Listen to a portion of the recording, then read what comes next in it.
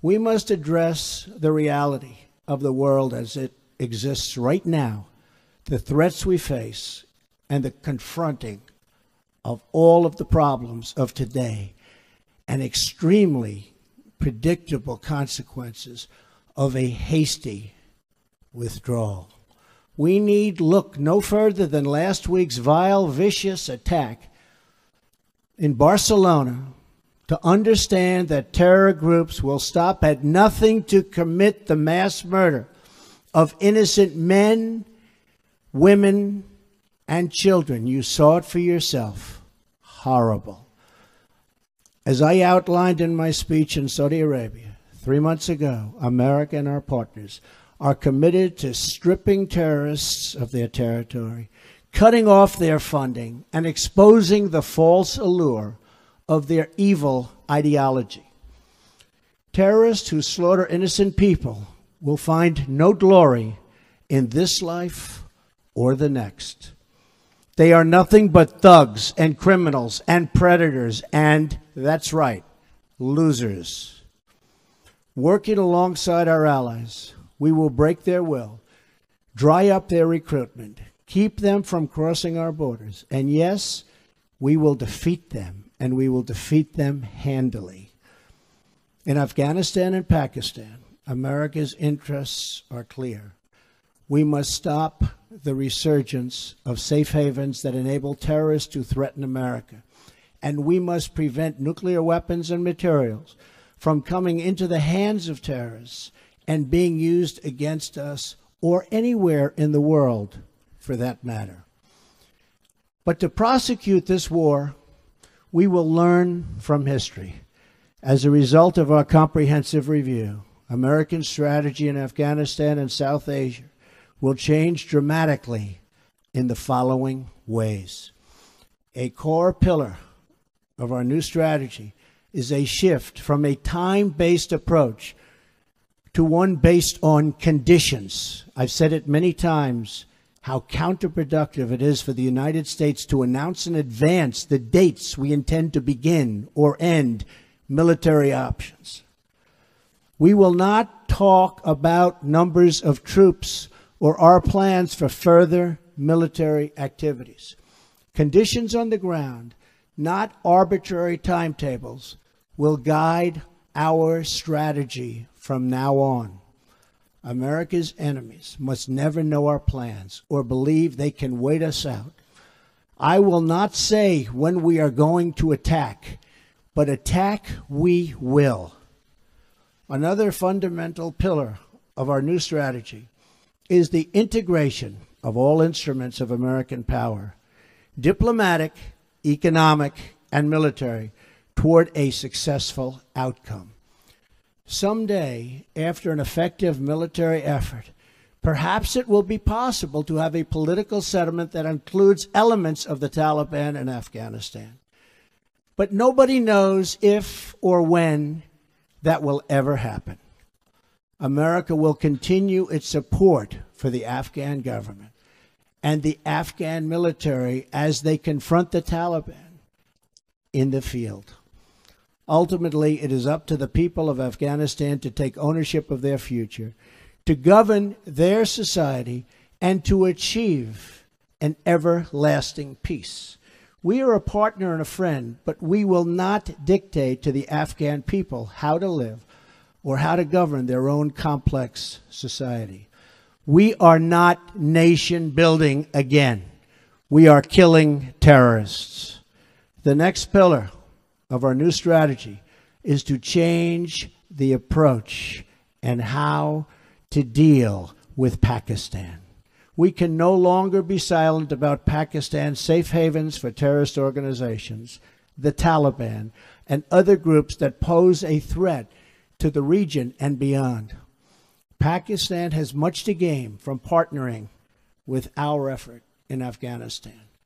It has much to lose by continuing to harbor criminals and terrorists. In the past, Pakistan has been a valued partner. Our militaries have worked together against common enemies. The Pakistani people have suffered greatly from terrorism and extremism. We recognize those contributions and those sacrifices.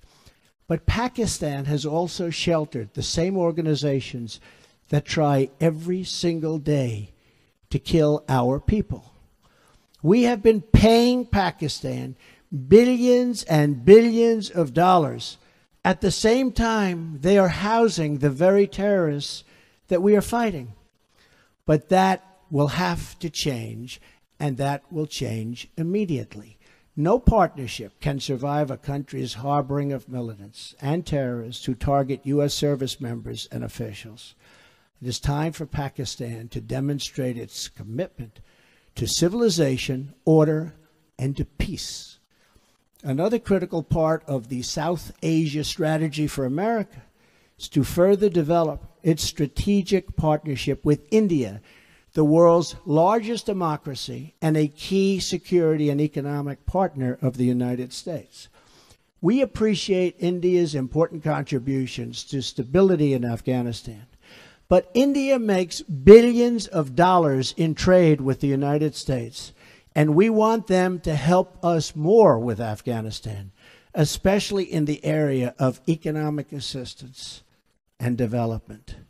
We are committed to pursuing our shared objectives for peace and security in South Asia and the broader Indo-Pacific region. Finally, my administration will ensure that you, the brave defenders of the American people, will have the necessary tools and rules of engagement to make this strategy work, and work effectively, and work quickly.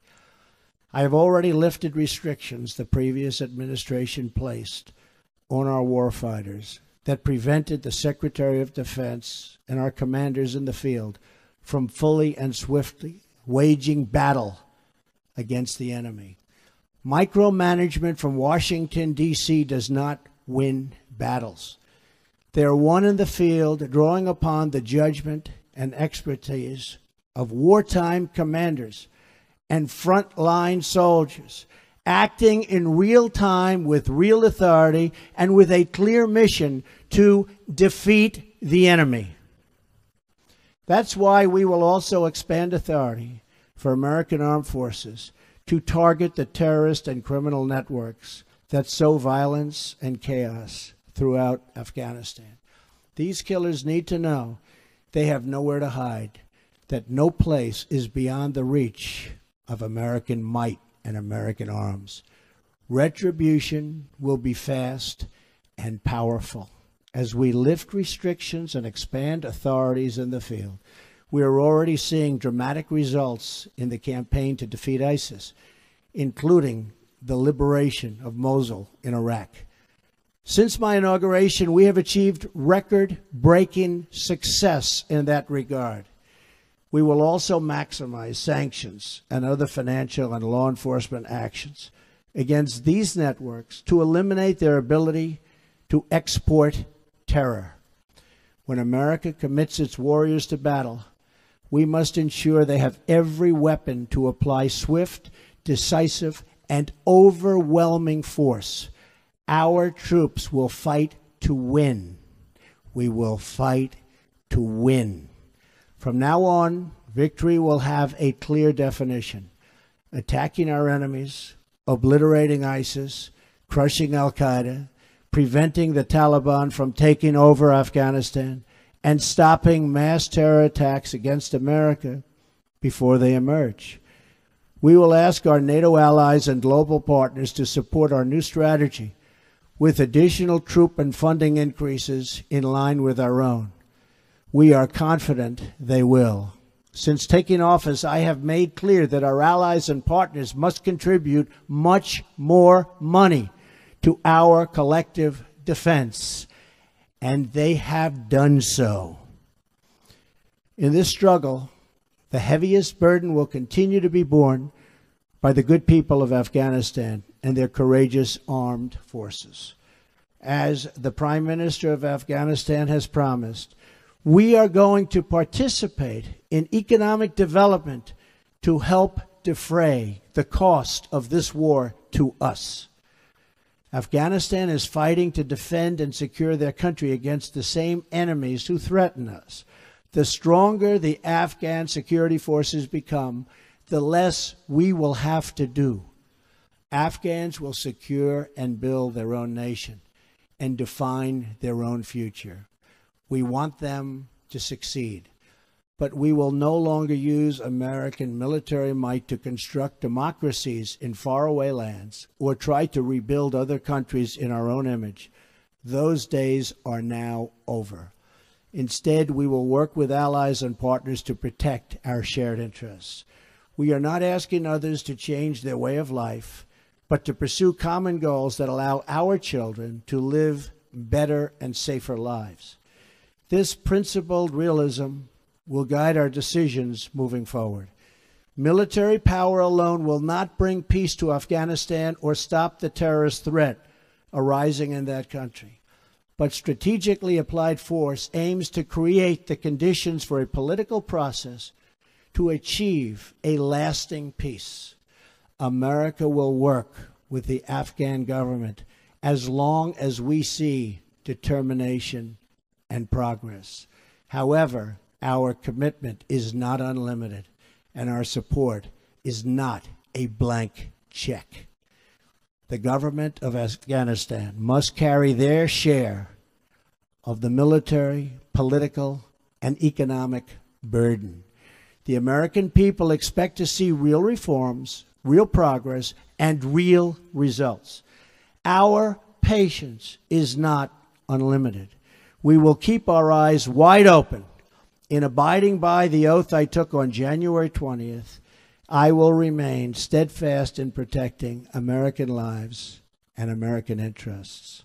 In this effort, we will make common cause with any nation that chooses to stand and fight alongside us against this global threat.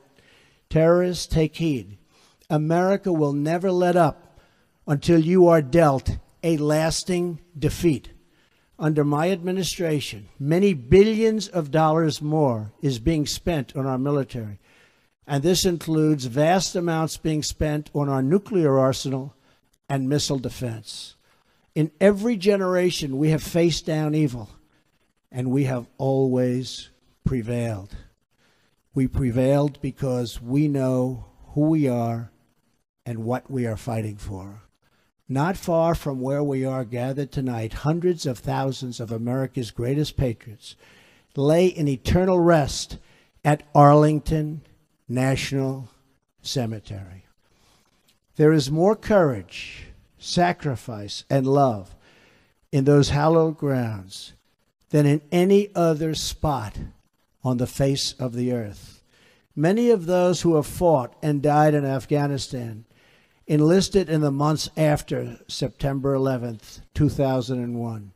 They volunteered for a simple reason. They loved America, and they were determined to protect her. Now we must secure the cause for which they gave their lives. We must unite to defend America from its enemies abroad. We must restore the bonds of loyalty among our citizens at home. And we must achieve an honorable and enduring outcome worthy of the enormous price that so many have paid. Our actions, and in the months to come, all of them will honor the sacrifice of every fallen hero, every family who lost a loved one, and every wounded warrior who shed their blood in defense of our great nation.